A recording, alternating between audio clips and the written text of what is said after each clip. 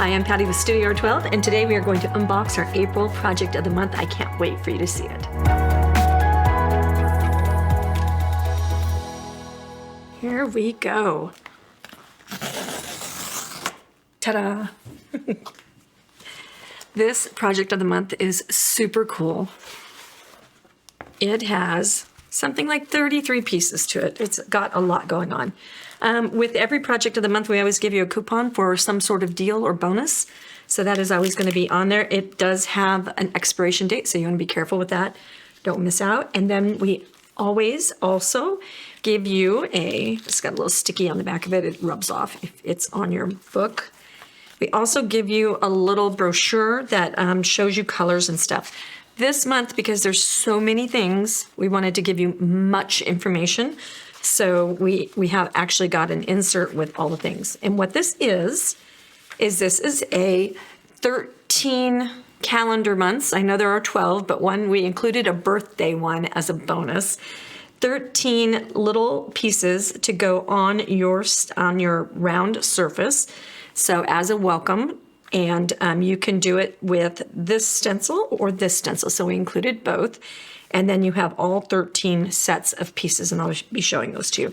But Elaine has done a phenomenal job of showing you how to do them in different colors. So what we wanted to do is, if you're somebody who is in the farmhouse muted boho mood and you want something that is just kind of an understated color-wise, we did an example of that. Then we did the traditional bright primary colors, and then gave you a bold graphic look as well. And then, of course, we've got the paint bottles with their numbers, which will show you how to, which colors to use for that. And then in there, it also shows you the pieces and how they go together so that there's no confusion with that. And then she did a really nice job. These are our favorite must-have stencil tools. So, and then there's a brief how to stencil, and that is your brochure. Very informative. I recommend going ahead and putting these someplace where you can keep track of it, so that like next year, if you get something and you are like, oh, what was that color scheme that we had that was like the soft muted colors or something like that, that will give you a lot of different good color options. Okay, I'll open the stencils. Well, I'm going to open the pieces next. Okay, so we have all the different pieces, and our little booklet shows what they all are, so you can use that as, here's your summer, and this looks like a loaf of bread, but it's actually Uncle Sam. And then you have overlays. So these overlays are delicate, so you want to be careful. Don't let your dog get a hold of it and chew it up. Ask me how I know about that one. And so make sure that you're gentle with those.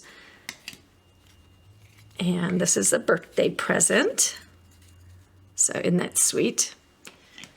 Okay, apple for teachers. I think this is our snowflake one. There's our butterfly overlay. I'm assuming he's a turkey. I think he is a turkey, yeah. And pumpkin, leaf, and ornament. So super fun. There's your surface. The neat thing about this surface is you can flip it over and paint the backside too. So that is a bonus. So you could do both of the designs, or you could find a different stencil if you wanted something, say you love the 4th of July and you want something over the top 4th of July, you can paint the back that way, flip it over for the rest of the year. We are going to be using command strips to connect the pieces. So we're just going to clip our command strips, apply them to the back. That'll stay on there permanently. And then you'll put this command strip, or whichever side, doesn't matter, on there once you paint it. In case you are thinking about waxing your surface, do not wax it if you want to use something like command strips or the nano tape. So what you would do is you're going to use varnish. You're just going to use regular plain old varnish, and that is how you're going to finish the piece so that you can use command strips or nano tape and continue on. Okay. And I think nanotape's not a good idea. Actually, now that I'm saying that and thinking about it, you'd have to reapply it every time, so it'd be a lot of waste. I think just doing the command strips is probably your best solution to that. Okay, we have our stencils and some stickers. Okay, so what Elaine has done, she's our designer that has been doing these projects, cute little stickers. Let's make some cool art. Painting gives me a real buzz. I like that one. Okay, so we got cute little stickers.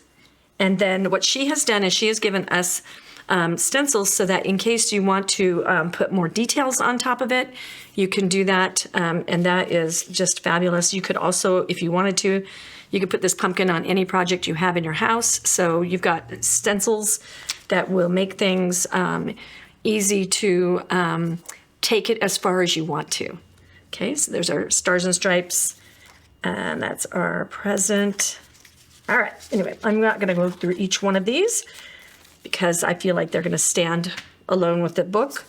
I love both of these. We have included the O in here, so in case you want to paint it with an O and not put this on it and use these for some other project, you can do that. Okay, what I love about this, both of these are just welcome signs.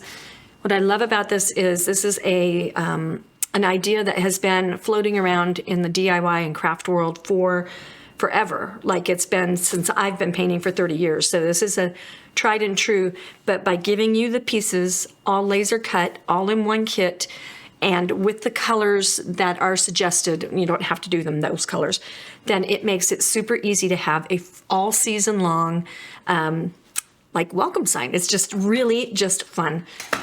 Also what you could do is you could skip if you feel like it's too many things all at one time. You could be like, I'm gonna want winter, I'm gonna want fall, I'm gonna want Christmas, and maybe birthday, and just get those done. And then if you don't want to do them all right away, then you can come back to them later. So just depending on like what your life's doing.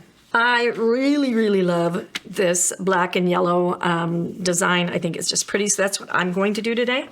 All right, we're ready to go. So I've got my plain surface. I don't need to prep this surface with anything. And I've got black paint, which is number 28. Our foam brushes, we've got them in this nice wide, I think it's a 3-inch wide brush. We're gonna put 2 coats of black paint. When we wanna tape something that has no place to tape, then what we do is we go through our design, and I evenly place this on here, and find a couple of holes on either side, and then that way that won't be sliding around. Okay, we're gonna use our dome brushes, and I think I'm gonna get out the big guy. So this is our jumbo dome, brand new. This is available only through us here at StudioR12.com. And it's just a really big size. It's double the size of our regular big dome, and it just covers more area faster. So I'm just gonna use light pressure. Stenciling is so fun because it is so quick. If I was doing this the traditional way, I would have to trace, base, and do all kinds of shenanigans to get these letters on there, and they might not even look as good as they do from a stencil.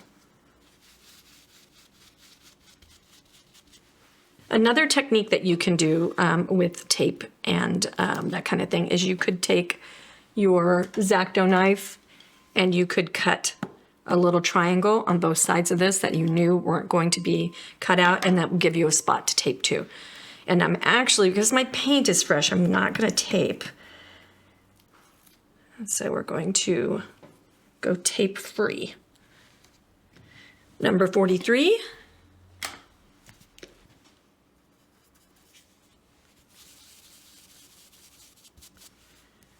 Okay, and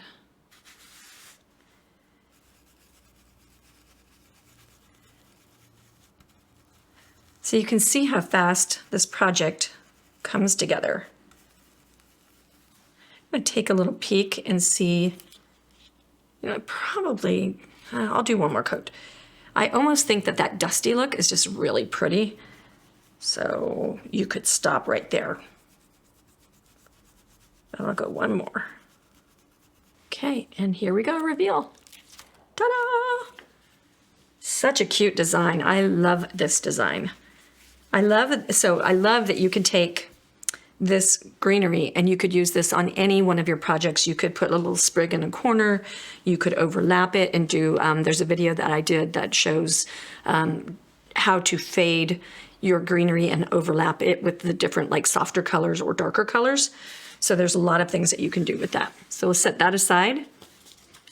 Coming over here to Mr. Sunflower. Jumbo daubers are your best friend when you are going to be painting little items like these. If you don't have more than one of these, then you can order at StudioR12.com. You can also use makeup applicators. They're the little white triangles. Try to look for ones that are really super firm, because if they're floppy and sloppy, then you can make messes all over your edges, and that's what you don't want to do. Okay, and now we tap, tap, tap. A nice trick that I like to use is to use a stylus to hold my piece down so that the sponge of this doesn't suction up and down. Okay, so I can sink my jumbo dauber in water by using the back of my paintbrush. Otherwise they tend to float and then they don't stay underwater and then they get destroyed because they dry out. So then we take our stencil, and these are etched on the outside to match the shape, so that you can figure out where you're going with it. And then this is going to be black.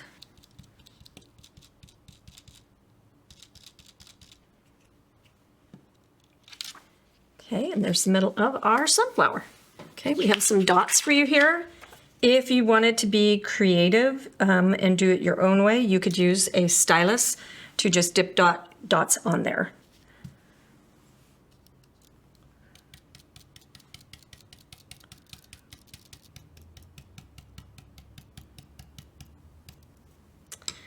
Okay, here we go. Ta-da! How much fun is that? So now all we have left to do for this part of our project is varnish and put our command strips on, and we'll be ready to go. Okay, the varnish that we're going to use is Duraclear Matte Varnish by DecoArt, and it is an excellent varnish. I've been using it forever. And you get a little glove on your hand so you don't end up with varnish fingers. And so this is my fold top plastic bag glove. And you just dip your sponge right on in there. And then you're going to dust anything off and then just wipe your varnish on. You want to look for any bumps and lumps. You could wet your sponge and then wipe it out with between paper towels just to have it damp. That'll help if you have a dry climate. I know when we painted in Arizona, it was amazing how fast everything dried. So sometimes you need help with that. We are in rainy spring days here, so we don't have that problem here right now. Okay, so that's that varnish coat, and then you do the same thing on the little pieces. To protect them from the weather, and then that guy goes into the water, and we wait for it to dry, and I'll show you the command strips and we'll be done. One thought that I have that I want to share with you, I was varnishing and then I went to my blow dryer because I'm trying to finish this filming segment, just to make it more concise for us working here. Varnish has some self-leveling properties, and so if you use a blow dryer, you don't allow the varnish to self-level. A lot of problems with varnish will be fixed with the self-leveling. So don't blow dry if you have any concerns about the smoothness of your project. Okay, so now we take our command strip and we decide which way we're going to go with it, and you're going to be consistent with that. I painted something upside down recently, and that was pretty funny. I didn't pay attention to the back of things.